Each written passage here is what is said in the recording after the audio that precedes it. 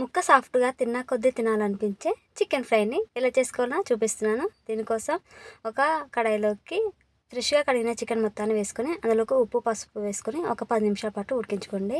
మధ్య మధ్యలో కలుపుకుంటూ ఉండండి. చికెన్‌లో ఎసరు అనేది ఊరుతుంది. ఆ ఎసరు మొత్తం ఇంకిపోవాలి.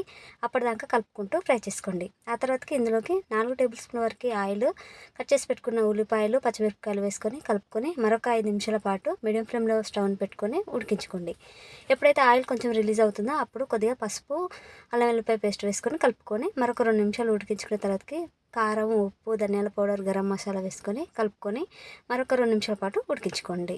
కారం వేసిన తర్వాతకి స్టవ్ లో ఫ్లేమ్‌లో పెట్టి ఉడికించుకోవాలండి. ఆ తర్వాతకి సన్నగా తరిగిన కొత్తిమీర వేసుకొని కలుపుకుంటే టేస్టీ చికెన్ ఫ్రై రెడీ. అన్నంలోకైనా, బిర్యానీలోకైనా సూపర్ టేస్టీగా ఉంటుంది. డైరెక్ట్ అయినా తినొచ్చు. కొద్దిగా నిమ్మకాయ స్క్వీజ్ చేసుకొని ఆనియన్స్‌తో తింటే సూపర్ టేస్టీగా ఉంటుంది. పిల్లలు చాలా ఎంజాయ్ చేస్తారు. ఒకసారి ట్రై చేయండి.